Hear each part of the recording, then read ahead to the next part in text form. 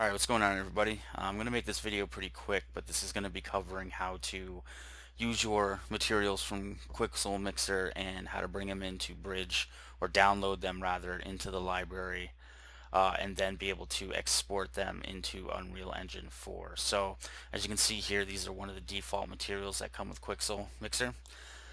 And I'm just show this real quick, basically how they put this together within the layers. You can see all these different layers here will help create the effect. So if you're kind of curious about what this program's about and you're just tuning in, that's basically it. Obviously, a lot more materials are going to be a little bit more complex than this, and you're going to be able to fiddle around with settings and stuff to create realistic texture such as this. But let's say that you've already done that and you want to then take this and bring it into Unreal Engine 4. So since this is already done here, what you'll have to do is basically you'd go down to export to library, and then when you come over here you want to make sure that you pick the proper category, or you can make up your own as seen down there. I'm going to pick 4K, and so this is a metalness workflow, and as far as I know, this is the default and the one that I use to make my materials and then import them into Unreal Engine 4. Now I'm sure you could use the other one, but the last time I tried doing that I had issues personally, so it could have been just something that I did wrong, but so far everything's worked properly. So down here, the ones that it's going to select, so you just go to export, and what that's going to do is it's going to, I think, pop up with a message stating that it's exporting it, finalizing export, something like that. Sometimes it's really quick, especially if the material isn't as complex. Here we go. So it's exporting the maps, 11 out of 12.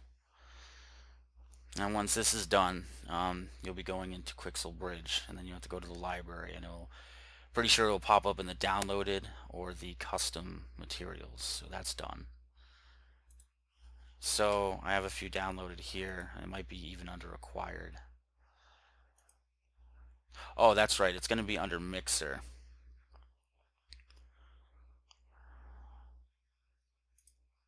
So here it is. This is the wet mud material that we just got from Quixel Mixer. So now that that's here, what you're going to do is you're going to click on this, and usually this will be just here. This will open up afterwards.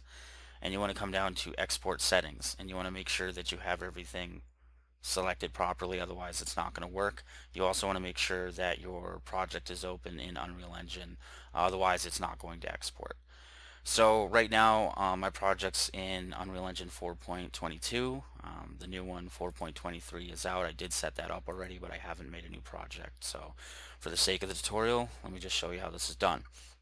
Now these will not already be set up for you. You're going to have to pick the installation folder of Unreal Engine 4, go into obviously the version you're using, engine, and just go to the engine folder. You don't have to go to plugins. What will happen is it will automatically load into the plugins once it detects it. So just make sure that you go to where this is installed, just go to the engine folder and then open, and then it will automatically put everything in the plugins folder.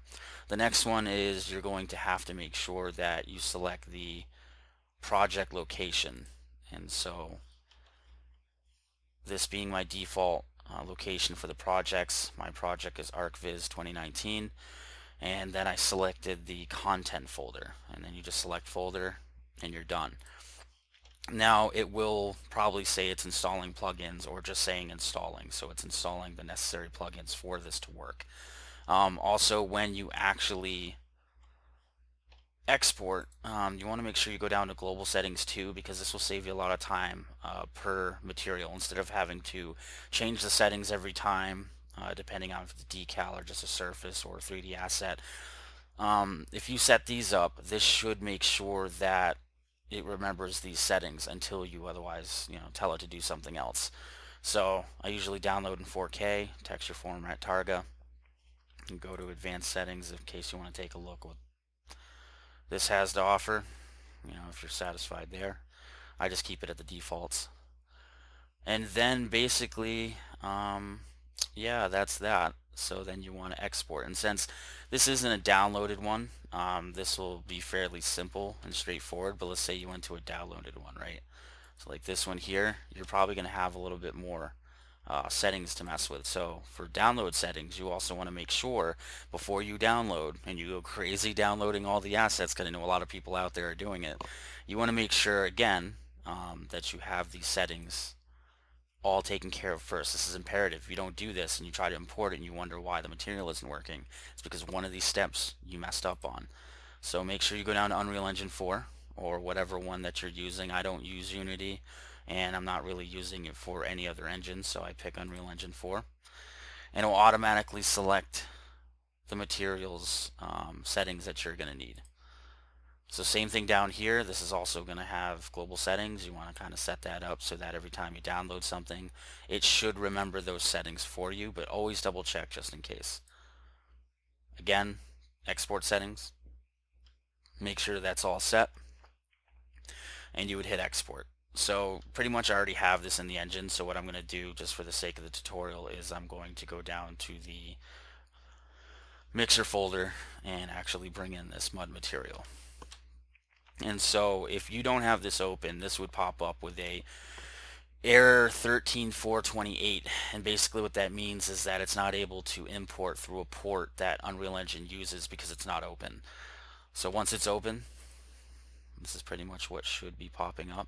It'll say down here converting textures, and then it should say exported successfully. Alright, and so the way you know it's working in Unreal, let me get there real quick, this is going to start popping up. Okay, if this doesn't happen, chances are that for some reason the Megascans live link is not working. Sometimes you just have to close it and open it. Sometimes you may have to reinstall Bridge. There's a few workarounds. I just had that issue happen to me, and all I did was reinstall Bridge. And another thing is that once you've downloaded materials and stuff on your user account, because you will be signing in with Epic Games account to be able to use this for free, it will remember that, and you will have an option to be able to re-download and reacquire all your assets. They will still be on your history, but let's say you, for any reason, you deleted the folder with all the materials in it that you had downloaded, you can just reacquire them, and I'll show you how to do that in a little bit here. But as you can see over here, these have all installed properly.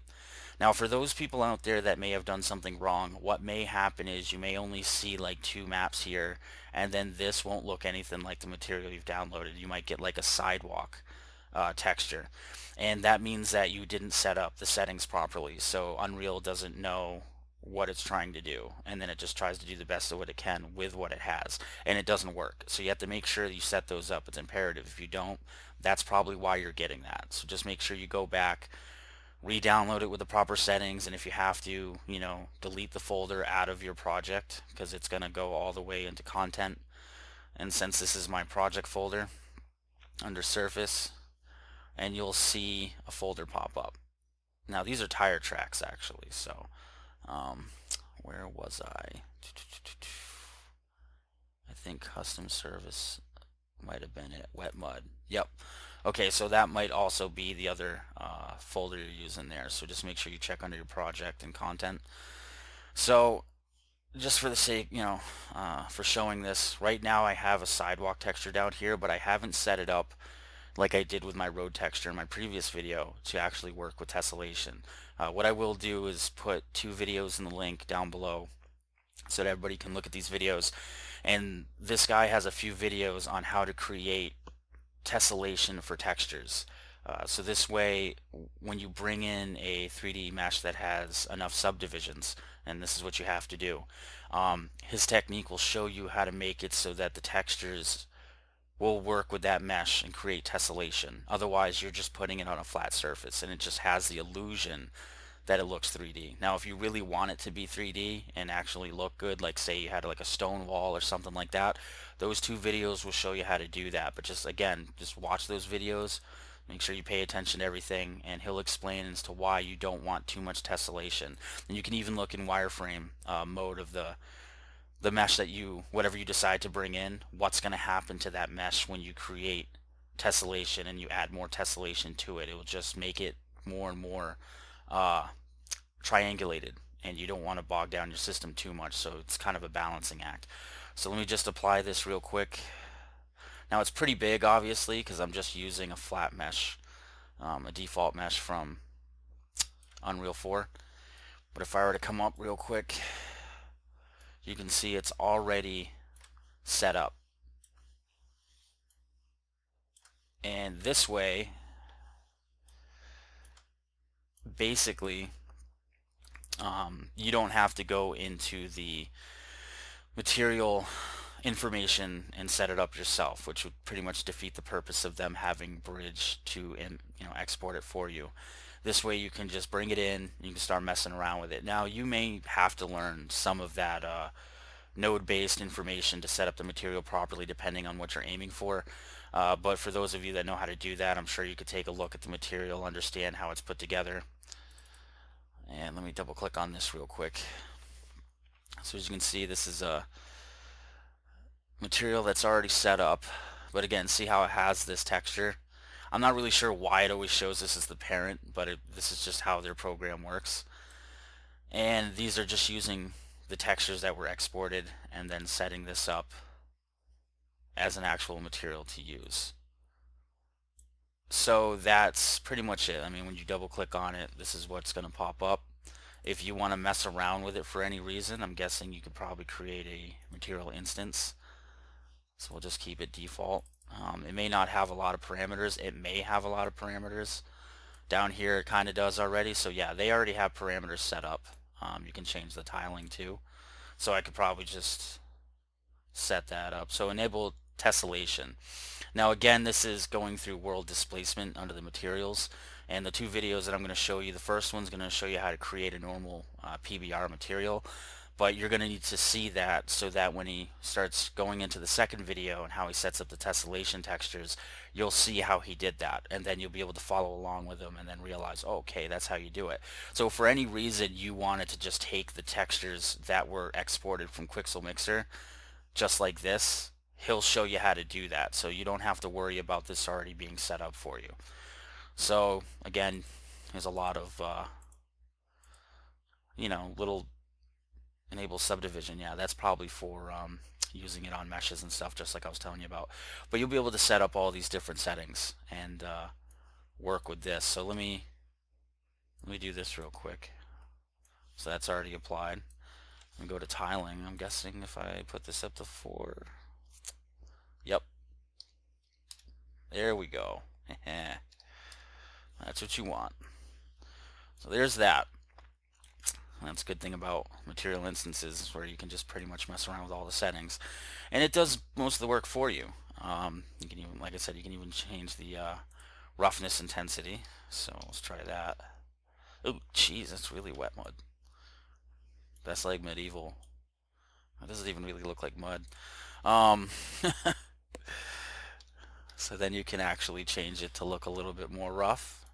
And I'm sure that you could set this up so that these parameters can be changed based on, like, say if it's raining in your game and the sun's coming out and it's drying up, it's still going to have some water in there, so you might want to be able to change the way it's set up in Quixel Mixer so that it will change from one material instance to another, or different texture maps so that the puddles will disappear completely. So for those of you out there that know how to do that and set that up for different weather systems in your game, this is great. This is an awesome little tool, so that you don't have to do a lot of the work yourself, and at the same time it's more realistic. I mean, these are all basically 3D scanned textures from a huge digital library that's updating all the time. So even for those of you that don't use Unreal Engine 4 and you're just watching this video to see how this is done, even if you use Unity or something like that, I mean, the fee that they're going to ask is probably going to be very small, and it's so worth it. But I would say for all of you out there, come over to Unreal Engine 4. But if you're using it for like 3ds Max or Maya or Blender, there's videos out there that will show you how to do that. And yeah, that's pretty much it. So again, once you're done creating your material, and again, I'll just go over some of these real quick so you can kind of see how this has an effect. Now, amplitude would be probably the bumps, the waviness in it. There you go. so you can create bigger mounds or lesser mounds, and that will have an effect on the layers above it, obviously, like the water. Moisture, sometimes I just put puddles instead, but you can do moisture as well to kind of spread it across. But let's say I took that off, as you can see here,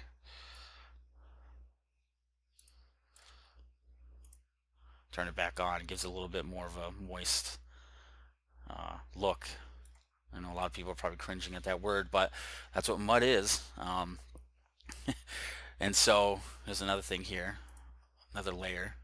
So when we take the mud off here, right, so you kind of got some gravel going on. You just do like wet gravel.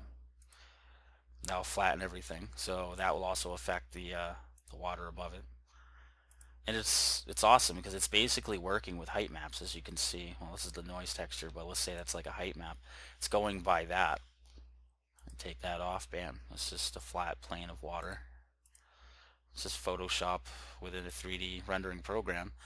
And instead of you having to set everything up yourself, or tying all these nodes together like you would in Substance Designer, this basically will do the work for you. And another cool thing about this, which I figured out myself, is that if you do use Substance Designer, and let's say that you like Substance Painter better for your meshes, to create details and stuff like that before bringing them into your game engine, and you don't really care for Quixel Suite, you can still use the textures that are exported out of this, and just download them, like say to your desktop or something, or whatever folder you designate, and then bring that into Substance Designer, hook those up to the nodes, and you will have the same material that you see right here. Then you can save it as a Substance Designer material file, and then bring that into Substance Painter, and then use that and just layer on whatever you want. So don't think you have to just use Quixel products to get these textures. The thing is, they want you to, legally, for licensing reasons, they want you to use Megascans for Unreal. So if for some reason that's not legal, I'm not telling you to do it if it is illegal, but if you do pay for a subscription, and then decide to do that, the possibility is there. So the way that you would actually pull that off is you would go to Quick Export, and it will actually ask you, the folder where you want to export this to. So usually I'll just say, Quixel Mixer textures, and it'll export those. So I'd make another folder with inside that for whatever your material is. It'll export all of those out, and you'll be able to actually check it out over here how that's going to export. So if you want to do it in PNG, Targa, TIFF, EXR, JPEG, all that, and then it will tell you all of the maps that are going to be exported with it. So you'll know exactly what to set up in Substance Designer. And it was pretty cool because I was kind of worried that I wouldn't be able to use this in Substance Designer or Painter. So when I wanted to create modular meshes and then use the material on it, and then kind of doing the vertex painting that you could do in Unreal, but I wanted to do it directly on the mesh itself, I can now do that. So it's not a problem. I don't know exactly how to set up vertex painting materials that well in Unreal Engine 4. And I'm not sure how to set them up exactly with the textures in that, except that it would probably be the same principle as Substance Designer, where you'd hook up the textures itself to certain nodes, and then you'd set up all the blueprints to allow Unreal Engine 4 to then make multiple layers based on RGB channels to then paint within Unreal. So whatever way you decide to do it, there's multiple ways to get the same job done. And again, like I said, with these materials, you really kind of want to have tessellation for your meshes. So otherwise, you're just going to get a flat plane that doesn't really look that realistic. Another thing that I'm going to try to learn how to do, and if I figure it out, I will make a tutorial video on it, is how to create in Unreal Engine 4, how to get the puddles to have like drips of water, wind, maybe light breeze, things like that on the surface of the water. And I'm sure there's a way to do it. You probably have to hook up an animated normal, set up some blueprints that way. But I definitely want to be able to set up like a rainy scene outside, or a time-lapse scene where it's sunny, rainy, and then it dries up again. But until then, right now, this is pretty much what I got for you guys. So Hope you learned something. Hope you enjoyed the video. This program is free, as well as Quixel Bridge, as long as you're using Unreal Engine 4. Megascans library is also free, but if you're not using Unreal Engine 4, only the Bridge program and Mixer are free to everybody. So again, thanks for watching, and I'll talk to you guys later.